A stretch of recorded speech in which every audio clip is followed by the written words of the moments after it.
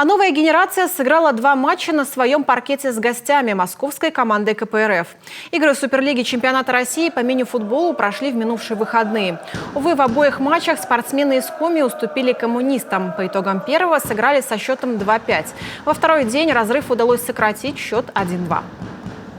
У нас проблема с реализацией, много не забили. Пропустили таких 2, скажем, гола ненужных, где могли добежать, где могли доработать, где могли сыграть иначе. Считаю, игры получились очень интересные. Все старались, все бились. Результат на табло. Мини-футбольный клуб КПРФ основали еще в 2003-м. Сегодня в его составе, помимо наших соотечественников, спортсмены из Бразилии и Испании.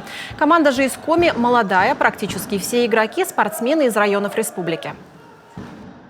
Команда КПРФ это очень опытная, очень профессиональная, очень мастеровитая команда. Но у нас молодые, задорные ребята. Но мы еще только строим команду, мы готовим.